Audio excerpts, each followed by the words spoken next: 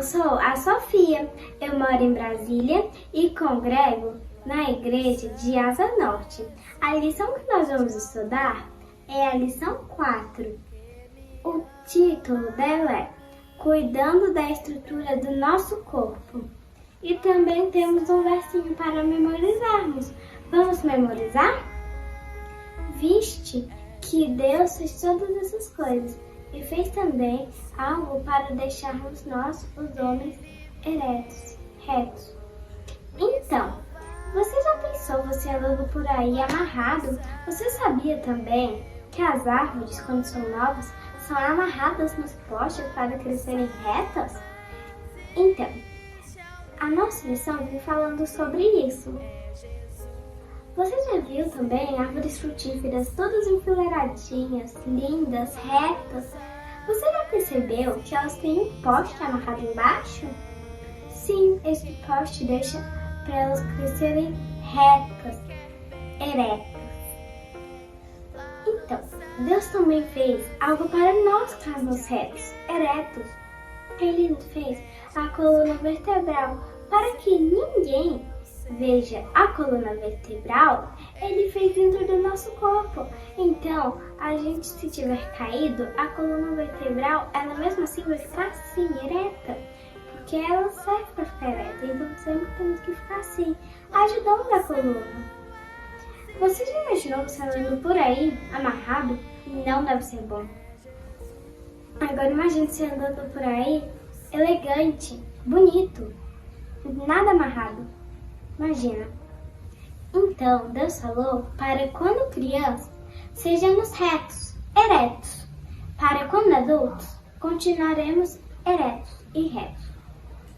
Por isso, Deus não quer que nós ficamos caídos, igual aquelas árvores que não estão no poste. Ele quer que nós ficamos retos. Então, você quer ficar reto ou você quer ficar torto? Você escolhe. Se você ficar reto quando criança, quando adulto, será reto também. Quebrado ou torto quando criança, quando adulto, assim também. Você prefere qual? Meu nome é Vitor, moro aqui em DF. Eu frequento a igreja lá do DF. A má postura enfraquece a saúde, como as roupas apertadas, os cintos apertados e a má postura ao sentar prejudicam todo o corpo. Nessa posição, inclinando-se sobre a carteira do escrivania para estudar ou trabalhar, é impossível respirar profundamente. A respiração superficial logo se torna um hábito e os pulmões perdem poder de se expandir. Um efeito semelhante e produzido quando se usa um cinto apertado. Acima de tudo, o corpo recebe pouco oxigênio e o sangue se move lentamente. Os resíduos venenosos que deveriam ser reclinando-se e tornam impuros não só os pulmões, mas estômago, o fígado e o cérebro são prejudicados. E a pele fica pálida, a indigestão se prolonga, o coração se deprime e o cérebro fica confuso. Meus pulmões perdem o poder de se expandir. Meu corpo não recebe o oxigênio suficiente. Minha pele fica pálida. A indigestão se prolonga. O coração se deprime e o cérebro fica confuso. Oi, gente. Eu sou a Liz e eu vou estar fazendo com vocês o tópico de terça-feira. Os músculos trabalham em equipe. Você já fez o trabalho em equipe? É muito legal, não é? Os músculos também fazem trabalhos em equipe. Observe como os bíceps dobram o braço e, ao mesmo tempo, note que ele não consegue desdobrá-lo. Os tríceps é que se contraem para desdobrar o braço. Isso é um trabalho em equipe. Primeira questão. O que podemos fazer para impedir que nossos músculos fiquem inativos enquanto fazemos os deveres escolares? O que acontecerá se não os usarmos? Sublinhe as respostas com tinta vermelha. A resposta é: se os músculos não forem usados, logo ficará claro que o sangue não os nutrirá de modo adequado. Segunda questão. Leia as seguintes frases. Marque verdadeira ou falsa. Se a frase for falsa, reescreva-a corrigida. Os músculos servem tanto para empurrar quanto para puxar. Ela é falsa, porque eles só podem puxar, não podem nunca empurrar. B.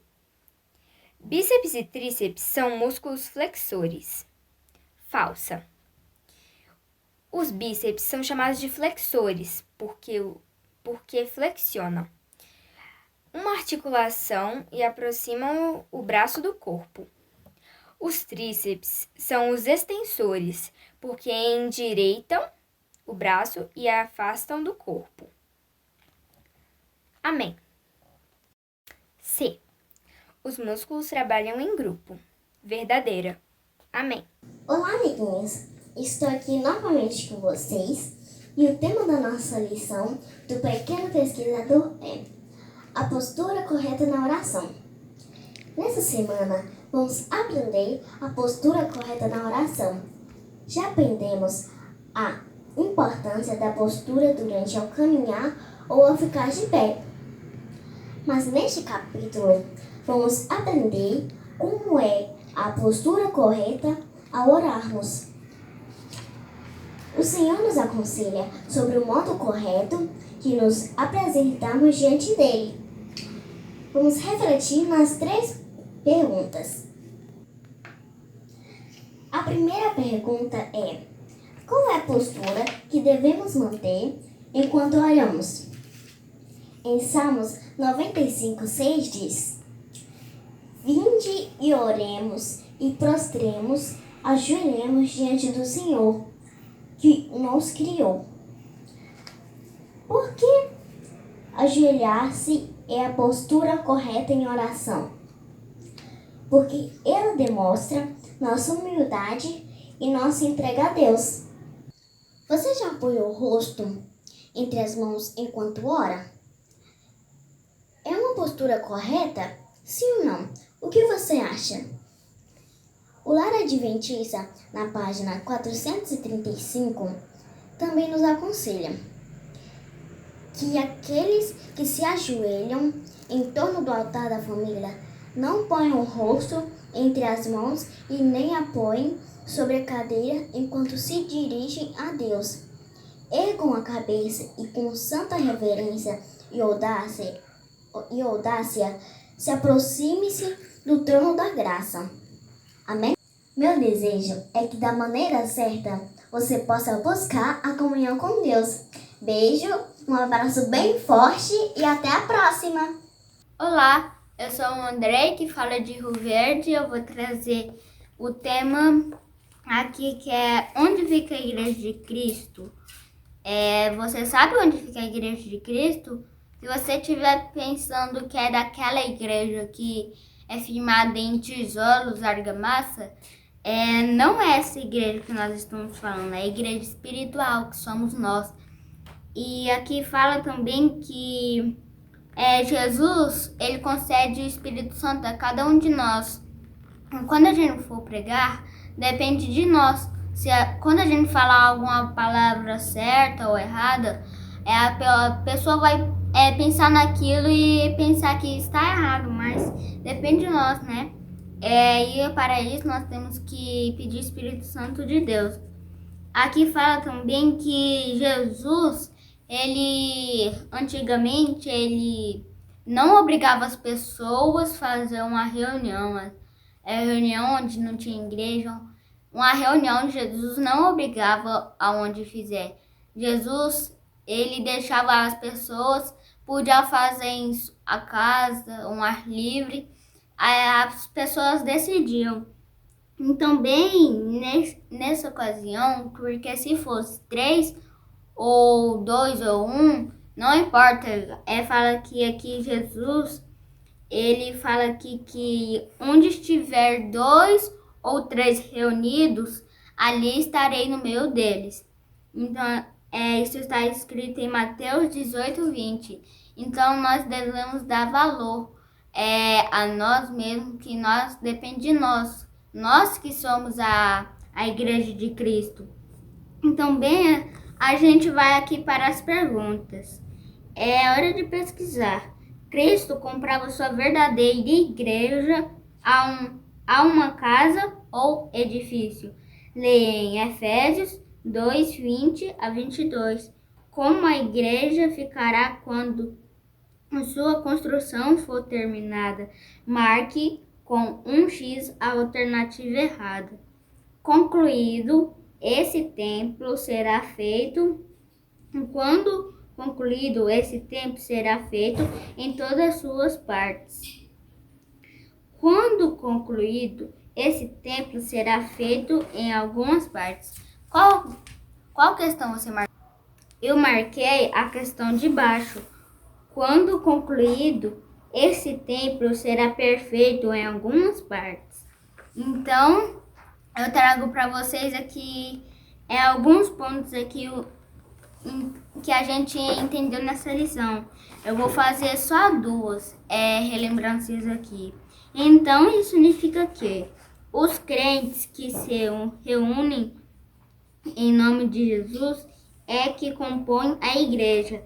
Ela não é o prédio, mas é a reunião de pessoas que têm o Espírito de Deus no coração. Então, quando você tiver Deus em seu coração, você pode fazer o culto que quiser, porque aí vai agradar a Jesus.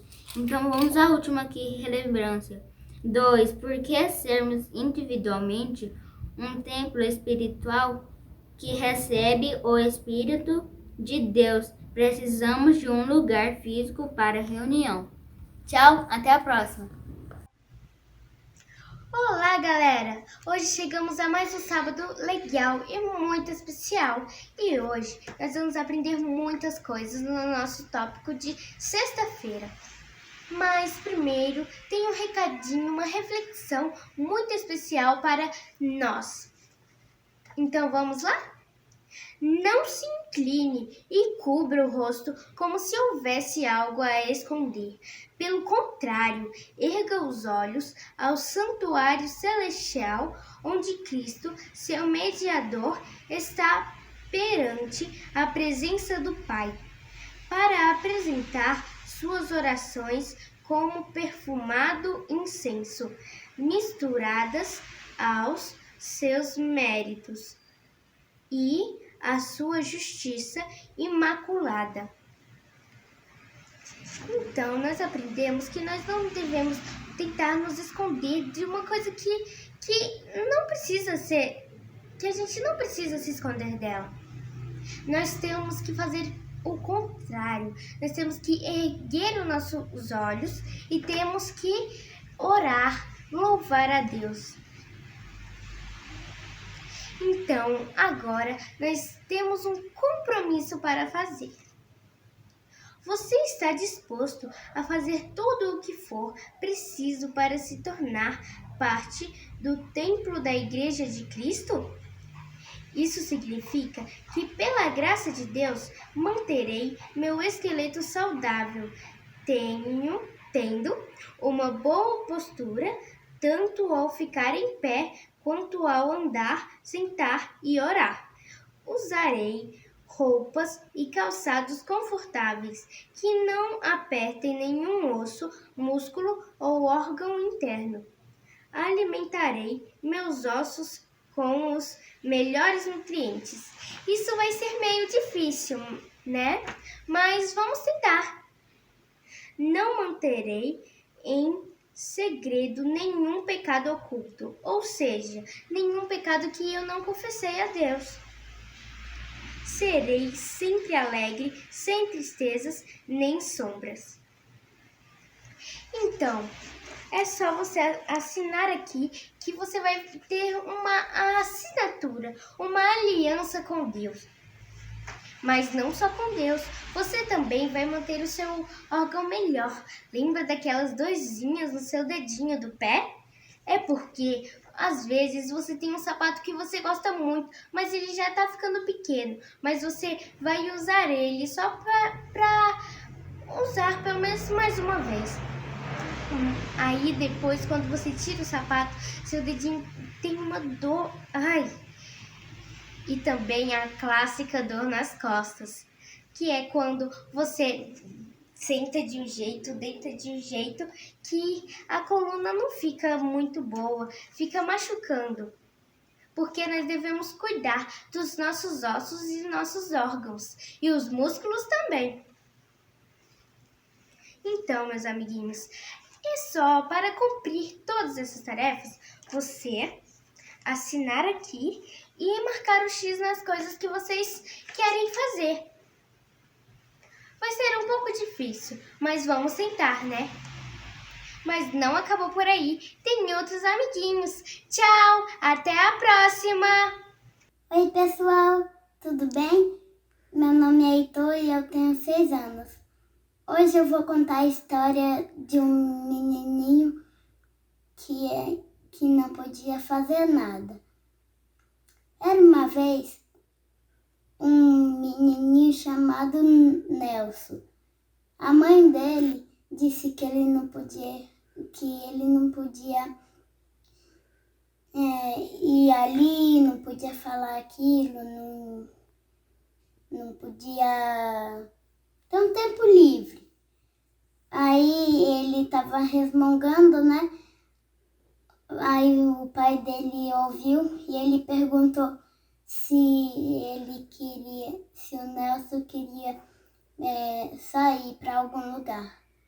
Aí o pai dele levou ele para a pracinha e tinha algumas árvores. Aí o pai do Nelson perguntou, disse para ele que o pai do Nelson sabia que ele gostava de estudar sobre árvores. Aí ele foi e olhou as árvores e ele disse que as árvores estavam bem. Só que ele disse que estava estranho porque estava amarradas. Mas o pai dele disse que é assim que tem que ser, andar nos caminhos certos e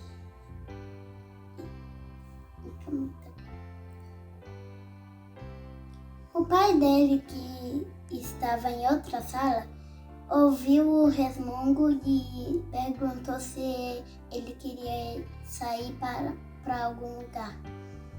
Aí o Nelson disse, claro, pai.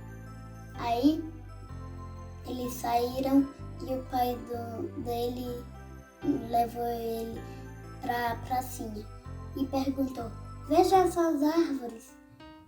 Aí disse o pai dele. Aí o pai dele disse, sei que você gosta de estudar sobre árvores.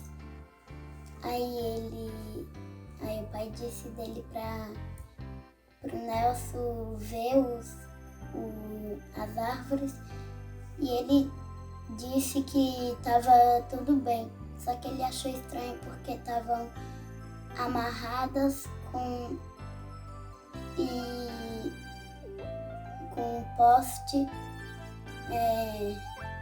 para segurar.